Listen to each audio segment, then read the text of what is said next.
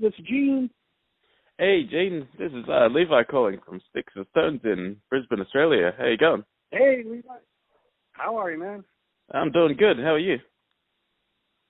Excellent. I'm doing amazing. Totally. Oh, that's the way. Well, I'm really excited about this interview. I've been a big fan of so many of your bands for many, many years, so it's great to finally get this chance to talk to you. Cool, man. Nice chatting with you, Levi. Totally. Yeah. Absolutely.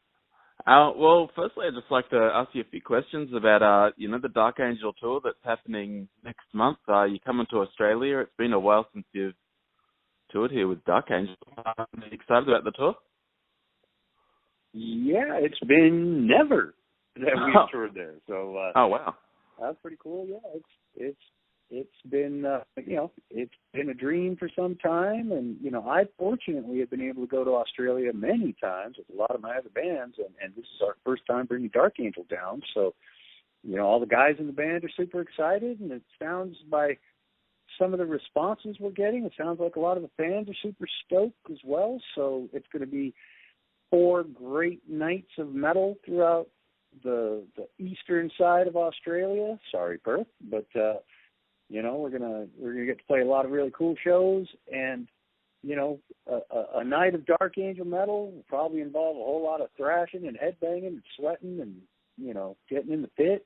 And our music is pretty damn aggressive for those people who might not be aware of Dark Angel. It's pretty aggressive old school thrash metal on the definite heavier side of things. So that's I've mentioned this many times in the past, is one thing that's awesome about playing for Australian crowds is they truly get the extreme side of metal. That's one thing that's always been awesome about Australia. So definitely. We're super excited, and it's going to be a kick-ass night of heavy metal debauchery. Absolutely. Yeah. You're going to be playing the album Darkness Descends in full. I'm just wondering, why did you pick this album, and are you going to play songs from any other albums, or are you just going to be just featuring the one album? Oh yeah, no, God, we're not even going to play Darkness in its entirety. I'm not sure if that rumor got started. I think the tour is called Darkness Descends on Australia or something. Okay, I probably just started that rumor just then. Title, I guess. But, yeah, we're going to play a bunch of tunes off it. We usually play at least 5, so I think those 5 songs are still a part of this set, and we're going to be playing songs off of all the records. So each album will be, well represented. So that's pretty cool. But as for those people who are Dark Angel fans, they definitely have noticed that each album sounds, a little separate from the one before. So that's pretty cool. So it'll be a well-rounded night of the high-speed, hauling, aggressive thrash. So that'll be pretty cool. Definitely. Now, I noticed it's been a while since Dark Angels put out an album. 1991 was when Time Does Not Heal came out. Do you think you'll ever do another Dark Angel album, or are you just more of just a band that, focuses on your old albums? Well, we are in the process of writing the next Dark Angel album, and we've been in the process for some time now. But a lot of that is my fault, schedule based. I'm usually on the road. I'm on the road for about 10 months out of the year, so we definitely are working as diligently as we can on this next Dark Angel record. I'm hoping to get it out, by next year, and we'll see about that. There's no real pressure from us. It's not like we've signed to a certain label and that label is breathing down our necks. It's nothing like that. So we've got the freedom to just create the most brutal and awesome record that we can. So fortunately, we don't have a lot of pressure in doing that. And, the shows still get to happen. But yeah, we do want to get a new album out just so we can do some serious touring, because a lot of times we'll do very spot, like for instance, this tour of Australia, 4 dates, we get a new album out, we can tour the world for a year and a half straight. So that's one thing we're hoping to do, because a lot of times it is helpful to have that new album that ironically is not going to really sell all that great, but A lot of promoters like the new record to be out in terms of interest for bringing a band out. So if that's what it takes, we're going to try to bring out the coolest, most kick-ass Dark Angel record that we can. So there you go. Definitely. I'm also a huge fan of the show. Metalocalypse, one of my favorite shows of all time. I noticed you've got a show coming up with them at the Adult Swim convention. That's in November. Are you looking forward to reuniting with Dethklok? Absolutely. God, I love playing with Brendan. I love playing with Dethklok. It's such a fun band, fun project. The entire night is so fun. Like, Dethklok seriously has one of the best live shows ever. And, when we are touring solidly, when we were touring super, super intensely, there would be guys that, were older than me coming to the shows and telling me, like, hey, man, I have lived in this town, grew up in this town. I've been to every single metal show in this town for the past 30 years, whether it's club shows or giant arena tours. I've seen them all, and this Dethklok show was the best concert I've ever been to. And that includes every concert I've been to. And I'm just like, whoa, I'd hear that a lot. So that's pretty cool barometer to, hey, how is this band doing? It's like, yeah, well, you're hearing it from people just like the hugest smile on their face after the show. And they're just like, that was the greatest thing ever. So that's pretty cool. That's, I love doing Dethklok. Like I say, I love working with Brendan, and that's pretty badass. So we're excited for that one too. And that's, that show's gonna, that's at some stadium, and it's gonna have 15 or 20,000 people there, and that's gonna be pretty badass. So we're excited for that one too. Totally. Definitely. Do you know if Brendan has any intention to do more Dethklok tour dates? Because I know Dethklok's never played in Australia, and I'd love to see a live show. Do you know if there's more dates coming up? I would love that, and that is definitely a question for Brendan. He is the man to be able to tell you what his intents are for the show, but I back everything that we ever do. Like if Brendan decides to cherry on the show and then we got we got another album to do and then some more touring, I'm all for that. As of right now, I'm not the man to answer that question, but I hope for the best. I always hope for the best when it comes to Dethklok, and I would love to be able to take Dethklok to Australia, to Europe, to anywhere where the show has had some sort of impact. Absolutely, that's my thoughts, and I think it's fully doable. So the next few months, I'm sure, will show us either way which way Dethklok's going to go. So I'm always hoping for the best, and if Brendan says we're going full steam ahead, then I'm right there with Brendan. Totally. Definitely. Another band you played in, which is another one of my favorite bands of all time, is Strapping Young Lad. I'm just wondering, do you still talk to Devin Townsend much these days? And if he ever had plans to do another Strapping Young Lad tour, would that be something that would interest you? Well, that's, Brendan and Dev and I, we email back and forth every now and then, and we'll bump into each other at a NAMM show kind of thing, and I'm real excited for Dev and the career that he's carved out for himself. And there is another example of, you would have to ask Dev if he would ever intend on doing like strapping itself. I've read recently where he's planning on doing some strapping songs in his next tour, which is like, hey man, more power to you. You have the right to do that, and I would love Strapping to play more shows. That's my opinion. I love Strapping. That's one of my all-time favorite bands that I've ever got to be a part of. Totally. Strapping's music was really, really magical to me, and Strapping's live show was super magical.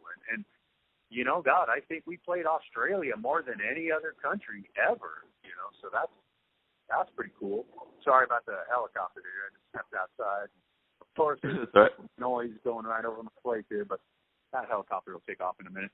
But that again is another question for Dev, and doing strapping again, that would be a blast. I love the music, and hey, I never say never, so that is always up to somebody else. And if Dev decided to, call Byron, Jed, myself, and say, look, let's put this thing back together, I admit I would be a little confused, because I'd be like, hey, Dev, what's going wrong in your life that you need to be doing strapping again? Like what kind of anger do you have to get out in order to be, because he made it pretty well known to us that, like, this is not me anymore, and nor do I intend for my mental state to ever get to a point where I need a strapping. And I'm like, hey, fair enough. You're my friend. I just want you to be healthy and happy, and I want you to be enjoying your life. And Devin's solo career is, obviously taken off and doing a great job on its own. So, if he would ever feel the need for a strapping, I would have to take him aside as his friend and say, why? Definitely. You also recently played on Brian Bella's new solo album, Scenes from the Flood, and I just had a listen to that a couple of weeks ago and talked to Brian. It was a really cool album. What was it like performing on that album, and how did you go about recording it? Did you record in person, or did you just send him a drum file? I did record it in person, actually, and as a matter of fact, I forget the name of the studio, but we recorded in the same studio as Michael Jackson's Thriller.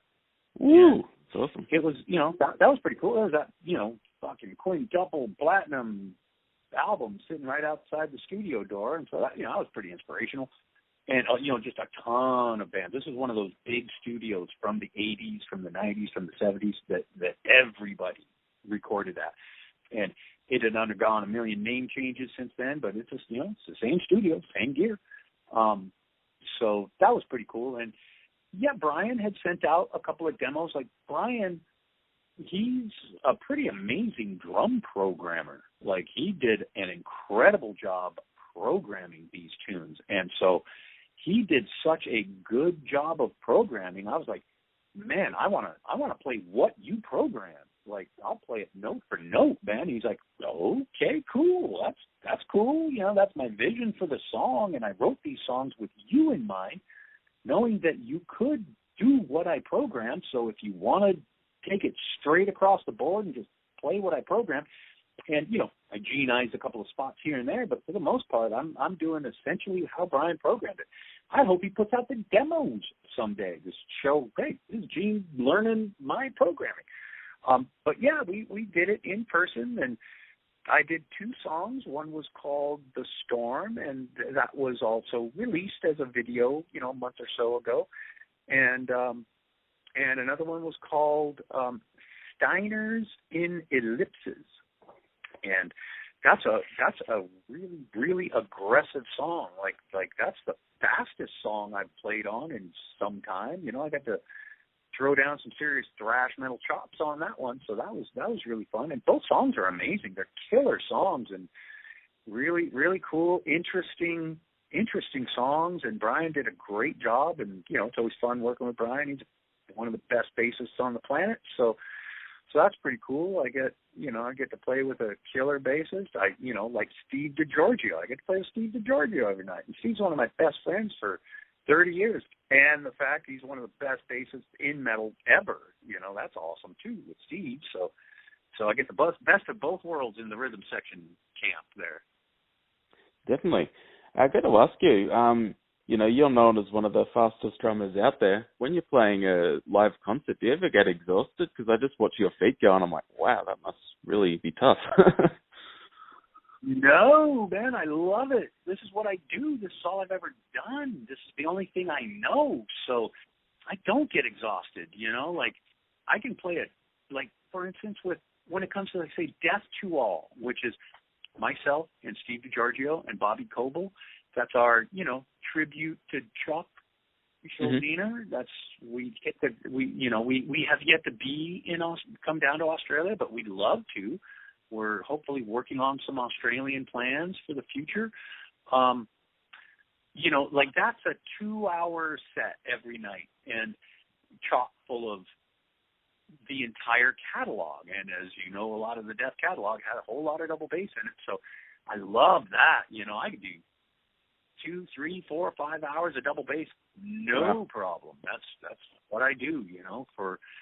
For instance, I've there have been times in recent history where I've been on tour with Testament, and I'm also playing drums for Anthrax at the same shows, and that's usually about 2 hours and 40 minutes of music every night. And people ask, God, how do you do 2 hours and 40 minutes? And I'm just like, are you kidding me? Like, if you're recording a record, you're playing drums for 10 hours a day for a few days. So playing for 2.5 hours a night, that ain't nothing. So that's cool. I love it, man. I don't get fatigued. I get off stage. I give her every night. I give it, but I don't come off stage like, oh God, I'm just about to die. No, this is ingrained in me. I'm a machine when it comes to this. So that's pretty cool. Definitely. Now, I'll just ask you one last question. We've talked about almost like 5 or 6 bands that you've played with just throughout this interview, and you seem to be constantly busy doing music projects. Do you ever have time to just, do normal things and go fishing or do, things around the house, or are you just constantly busy? My entire life is based around music. Like, when I'm not on tour, I'm like, for instance, at the moment, I'm in the process with my guitarist from Dark Angel, Jim Durkin. We're in the process of writing that new Dark Angel record. So Jim lives about 3 hours away with traffic. He lives up in LA, and I live down in San Diego, and it's a healthy haul to get to his place, but we try to get together when our schedules come together. We try to get together as much as we can and just keep bashing away at this record. And I also have a project with my wife, Lara Christine, and that is my most intense drum project and intense musical project that I'm involved in. Like, she writes like just the most fucking kick-ass riffs, and she is no slouch at telling Hoglan to play that double bass, motherfucker. I'm not going to take it easy on you like some other bands do. There's a double bass in there. So that's always cool. And like I say, I utilize double bass for my workout routines. That's my cardio. I love going on tour when I know I'm going to be playing a shit ton of double bass.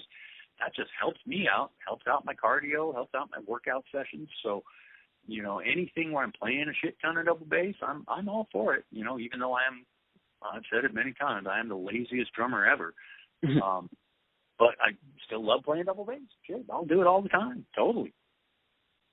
Awesome. Well, there's not a lot of free time. That's all. Like, I don't go to a lot of movies. I don't, at the end of the night, I'll kick back and catch a little bit of television, but that's, usually we're working on music up until it's time for bed, sort of thing. So that's how it works for me, and that's okay. That's my life. It's what I chose. I am the poster boy for living one's dream. I've been doing this since I was a teenager, and this is exactly what I wanted to do. So now I'm doing it, and I love this. I have the best life ever. So that's cool. That's okay if I don't have that much time to sleep, or, I don't have a real big hobby list outside of playing music. So it works out perfectly for me and my schedule and my life, totally. That's awesome. And if I could be half as busy as you, I'd be getting a lot of things done. Yeah, excellent. Right on, man. Totally. Yeah. Well, thanks so much, Gene, for taking your time out to talk with me today. Been a big fan for ages. I can't wait for the Dark Angel tour. I'm definitely going to be in the front row, moshing, banging heads, and I can't wait. Hey, man, it's going to be an awesome night. It's going to be an awesome night to metal, man. Totally. Everybody come out and get ready to get sweaty and have a broken neck at the end of the night, but you'll have a big smile on your face, too.